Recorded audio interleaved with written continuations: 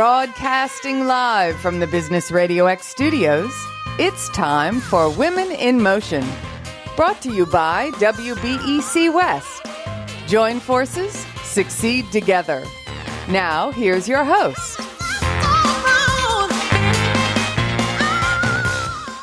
Lee Kantor here, another episode of Women in Motion, and this is going to be a good one.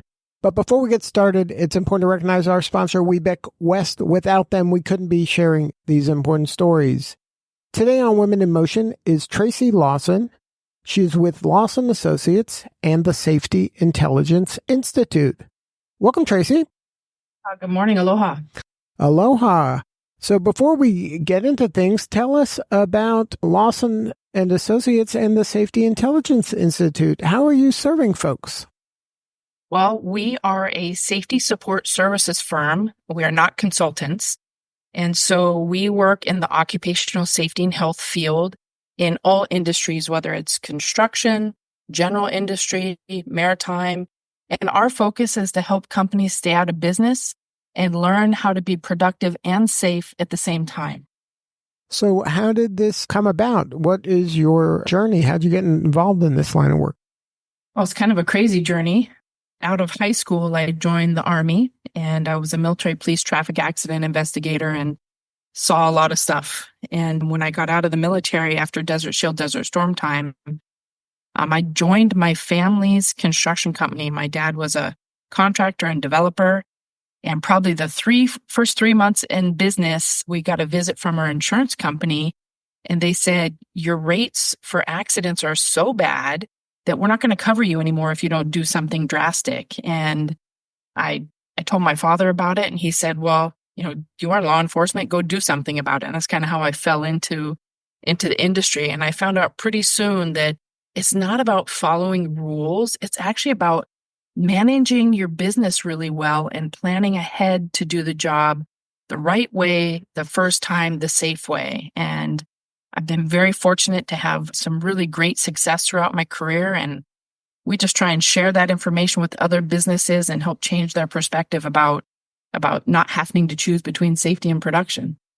Now, are there certain industries or niches that your work focuses in on? Well, definitely. I mean, we work in all industries, especially construction. I think I just have a heart for that coming from, a construction family. And there's so many things that change on a daily basis. It's dynamic. It's, constant challenges. And I enjoy it a lot. In fact, some of the smartest, most innovative people I've ever met work in construction, and they just have to use that power of innovation for a safe production, not the other way around. Now, when organizations contact you, is it proactively, or is it kind of after something happened, they're like, oh, we need to fix that so that doesn't happen again?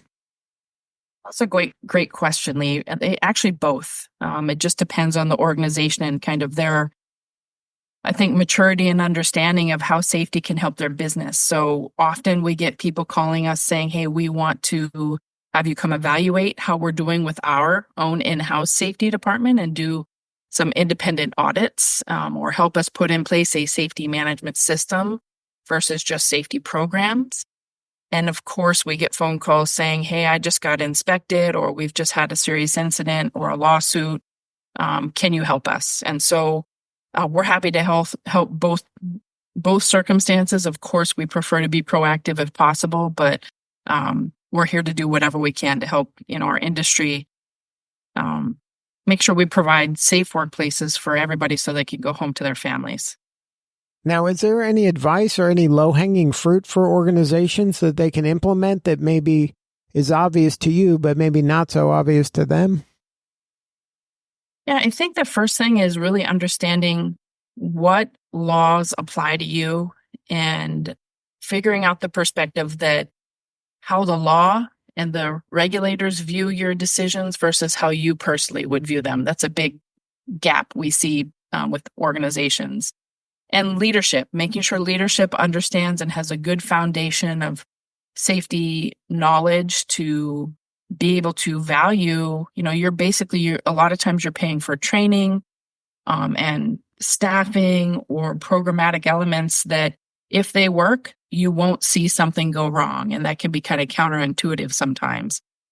And as far as low-hanging fruit, it's all over the place. The obvious, going to the OSHA website and looking at what are the top citations issued for the year prior, and going back and checking your house and making sure that, your business house, and making sure that, is our hazard communication program in place? Do we actually have good value-added training taking place that's resulting in changes in behavior, not just checking a box that we did a class? Or, do I actually have the written programmatic elements that I need, and do they integrate into all the operational elements in our business? So there's a lot of, requirements that need to be made, and just taking one at a time and looking at them through a different lens of, somebody else's perspective, not all the, everybody thinks that we have reasons why we do something or don't do something, but look at it from a regulator's perspective and, see if that can help identify things that you could change or do better. And, we tell people this can be overwhelming sometimes, especially if you have nothing or you're in a bit of a situation with, the regulatory agencies. But we encourage people, do 5% better every day. Just pick one thing, do 5% better every day, and just chip away at it, so that you can eventually, you're moving forward, you're gaining traction, and you're changing your culture and putting the elements that are necessary in place. Now, can you explain kind of the pros and cons of hiring somebody, an outsourced solution to this, or rather than just saying, oh, I'm just going to give that to Bill and Bill will figure it out? Somebody on the team already, and just add this to the pile of stuff that person has to do. Yeah, a lot of times people think that, they've got someone who may be interested or could handle an extra workload. And I advise against that. First of all, Bill may not be interested and really know what he's getting himself into. And, this is a scientific profession. It's a subset of engineering. And so there's a knowledge base that needs to be there. And really, for in-house professionals, they need support too. And what we often hear from clients who come to us to help them staff or mentor their safety staff in-house is most business owners don't have any idea what their safety person is supposed to be doing, if they're doing it well, or if they're doing the right things. And that's where we can come in and help from all different aspects. It can be much more cost effective to hire a third party like us to come in and maybe staff a construction site when that project's done, then we go away. Or come in and help coach and set up and, put in place your company program and teach your leadership. What are the things they do on a daily basis to support those programs?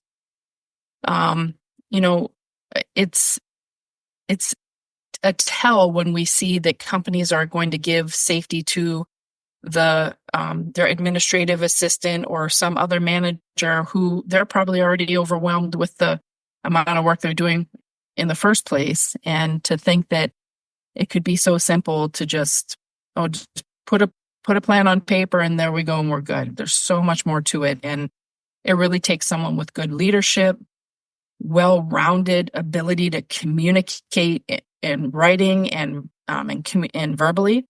And it takes somebody who has the passion and desire and understands the value that this can bring to an organization to work through things that can be challenges, right? So we love to talk to companies about the pros and cons and of in-house versus hiring externally. And of course, we encourage folks to take a look at both sides and see what works best. It's a pretty tight market right now. And, I think with all professions, there's a difference between people who are professionals in the industry and people who are practitioners, I'll say. And I think it goes to your point about this is a leadership kind of marker here. It's about the culture. How important really are your people? Like, this doesn't have to be an administrative expense. This is something that could kind of impact your company in a lot of ways if you do this right. And it's more of an investment than it is an expense. Absolutely. Short story, I just did a safety leadership class for an executive group. There's probably 10 executive leaders within this very large organization. And we have a full day safety leadership course, and then we do a workshop at the end identifying, what does the ideal, safety management system in our organization look like after we've created a good foundation through training of what is culture, what is the true cost of safety, what are the legal implications, and just looking at safety from a little bit different perspective from a business lens. And,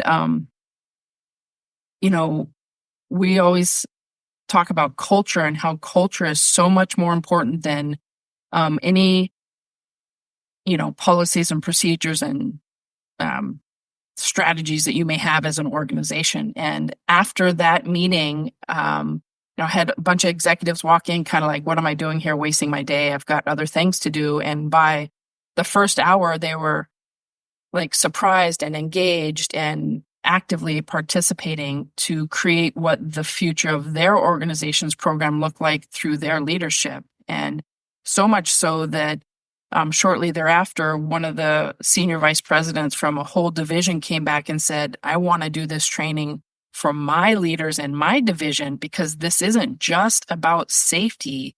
The things you talk about translate into production and quality, and they are big picture leadership issues that all my supervisors and managers need to know about. So, you're spot on that this truly begins as a pure business leadership, people leading issue. Now, you've used the phrases safety management system, safety program. Can you explain the difference between both of those? Because one sounds more systemic and one sounds more administrative. Well, unfortunately, both have administration that has to be done. We live in a society where somebody said this to me the other day, if it isn't on paper, it's vapor. And I said, well, that's so good. I used to say, if it isn't written down, it didn't happen, right? But the biggest and the easiest way I can identify the difference between a safety management system and then an organization just running on safety programs is this.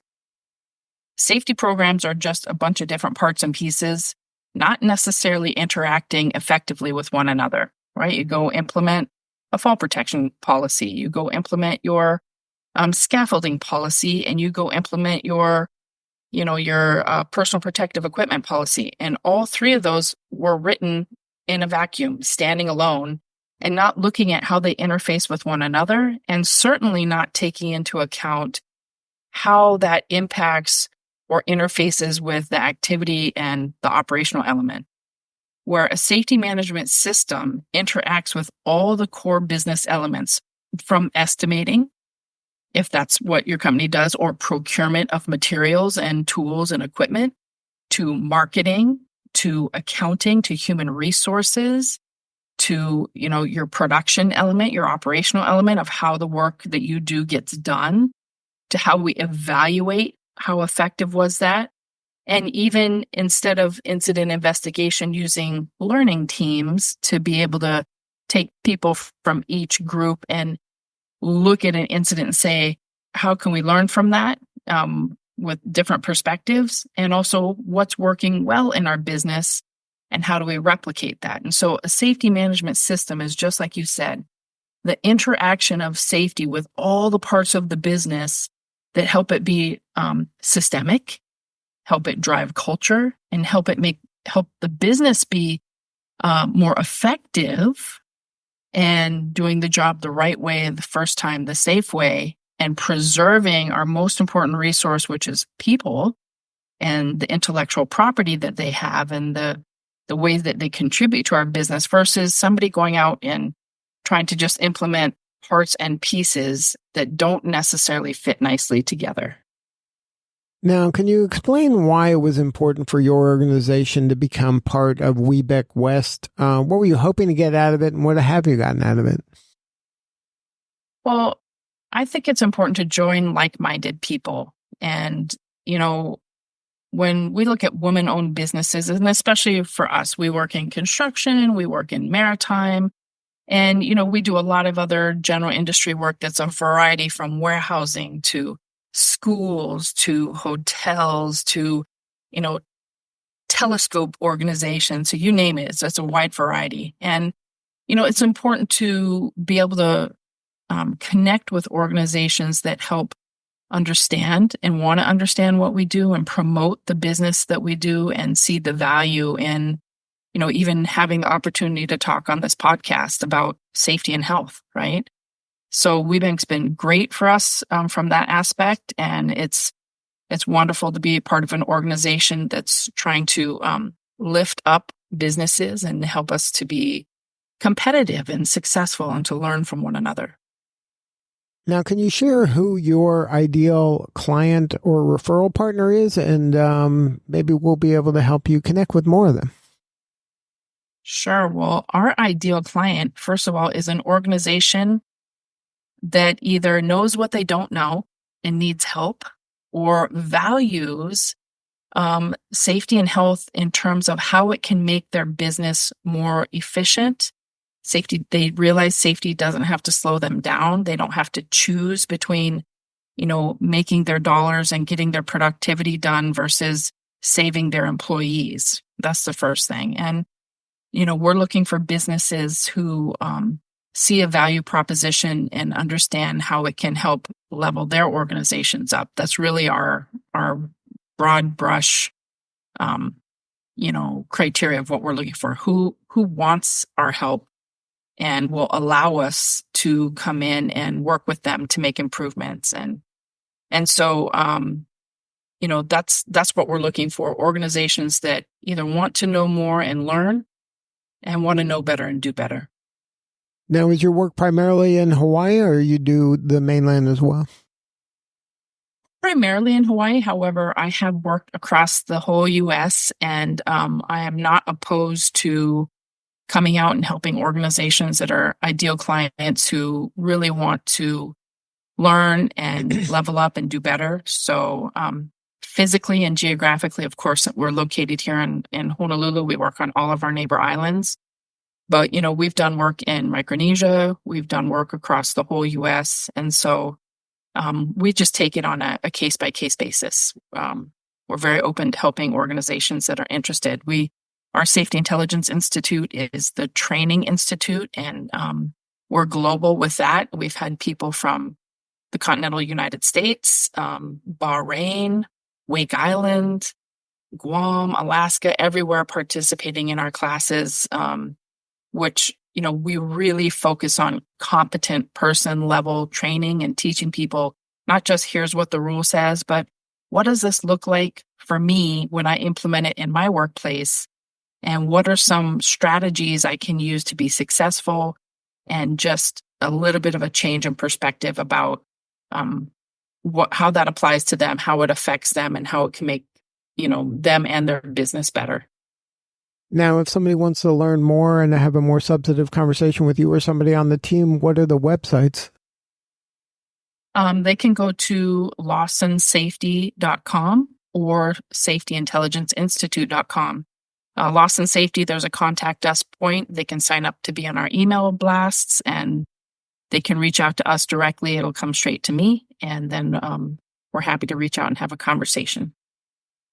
Well, Tracy, thank you so much for sharing your story today. You're doing such important work, and we appreciate you. Well, thank you, Lee. I really appreciate the opportunity, and I appreciate what the organization WBE's doing for all the women in our women-owned businesses. All right, this is Lee Kantor. We'll see you all next time on Women in Motion.